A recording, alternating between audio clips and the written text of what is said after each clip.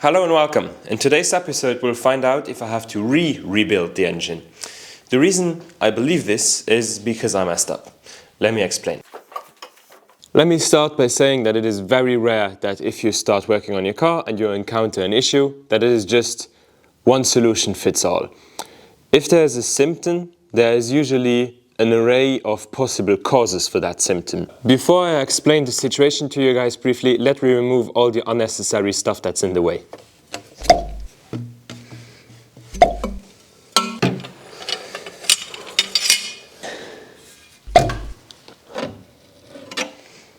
Last time we tried setting the injection timing on the injection pump again, and the symptom we got where I could only get 0.4 millimeters of lift on the dial gauge.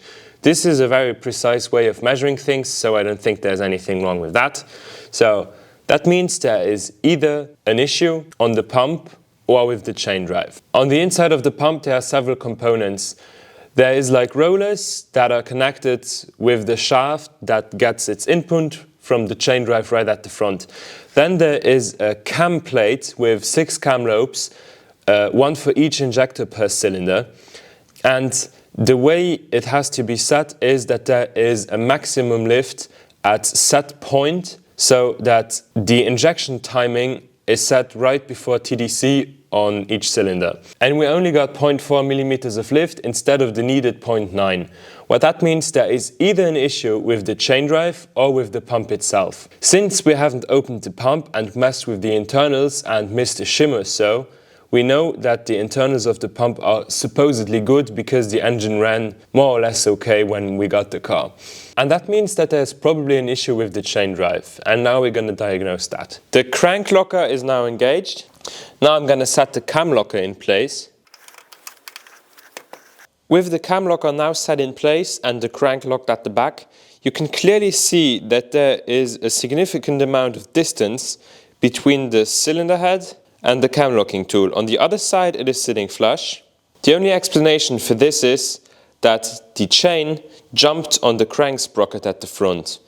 What that means is the engine is no longer timed up because the chain is no longer in the position it is supposed to be. From this point of view you should be able to see more clearly. Right here it is sitting flush, and on the other side I can go under it with a thick screwdriver. It is probably around 2 to 3 millimeters thick, so there is a significant amount of distance in between those two parts. We timed it up and the engine has not yet run a half an hour. That means the chain probably jumped a tooth. Because this is similar to the amount of stretch we saw on the original chain with 320,000 kilometers on it.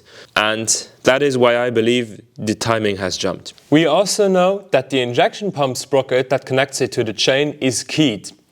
On the TIS manual it says that if the crank is set at TDC on cylinder number 1, the sprocket has an alignment mark that shows upright, so it has to be 100% vertical.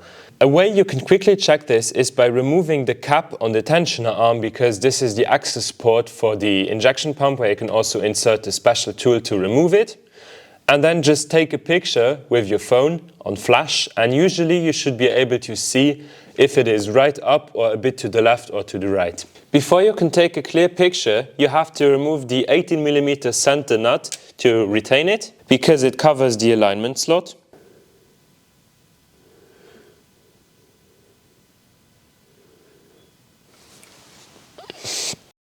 As you can see on screen, I've taken the picture. My phone was 100% vertical and straight while I took that picture. And it appears that the notch on the injection pump sprocket is not 100% upright. This would confirm my theory that it jumped a tooth on the chain. Unfortunately, that means we have to rebuild the engine and set the timing again. This is really frustrating because I've put a lot of effort into this car. Just for the chain to jump because of a mistake I made is kind of frustrating. Let me explain how it happened. While I was setting the injection pump, it is okay to go back a tiny bit to set the dial gauge to 0. Unfortunately, because the floor is all wet and slippery right here when it rains, I slipped and then I pushed a lot on the crankshaft because I've had my wrench on there.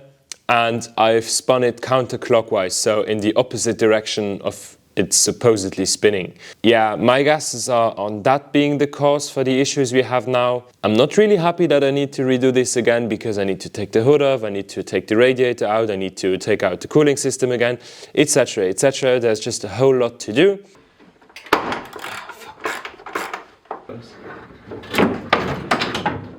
Yeah, pretty much everything has to come back out. This is a major setback, but since I've already done everything, I know which way it comes out and how I can make it happen a lot quicker.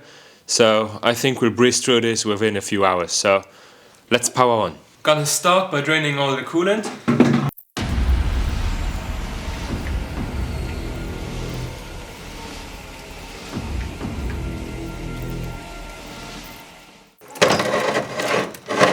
As you can see, I've already made quite a mess.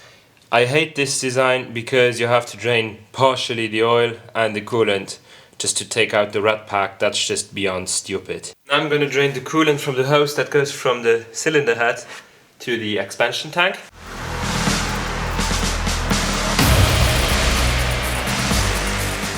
Now that the front of the engine is relatively clear out, I'm going to loosen all the bolts to the pulleys.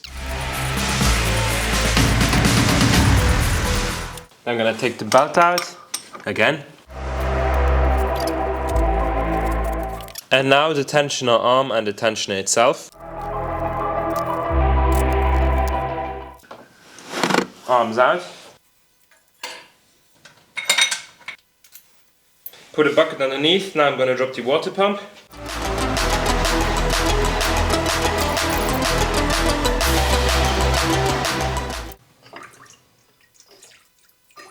Now I'm going to take out the harmonic balancer.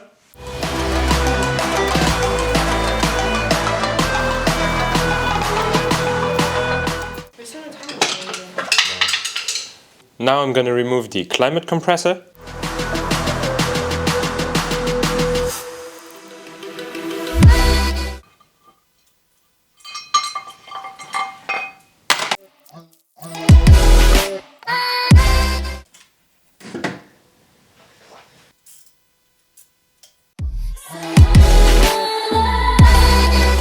The pump is now out of the way.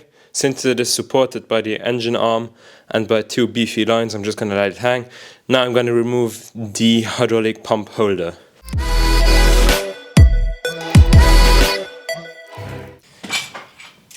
Now that pretty much everything is removed from the engine auxiliaries, we just need to undo the 4 bolts on the bottom from the oil pan, and then all the bolts outside and a few bolts that connect the head to the timing case.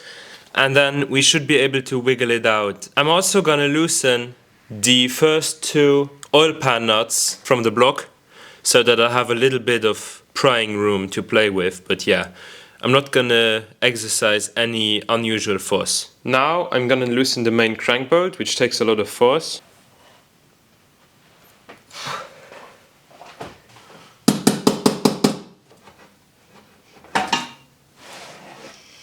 Now that the timing cover is back off, we can check if the engine has actually skipped timing.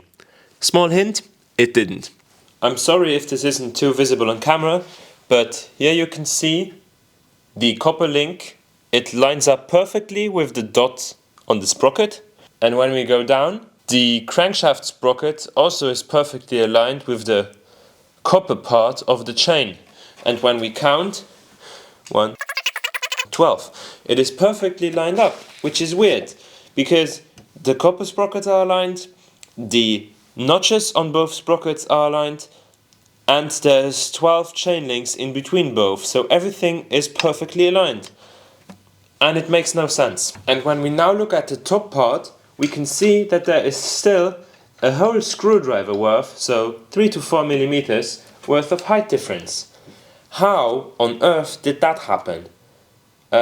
It's really weird because the chains are new, and new chains don't stretch within 10 minutes running time.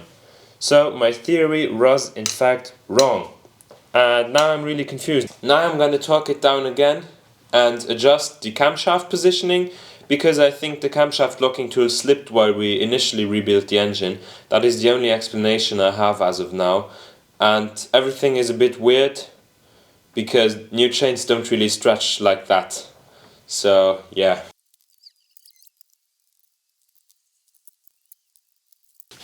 Now that we've found out that I have just professionally wasted all my time, we can throw everything back together.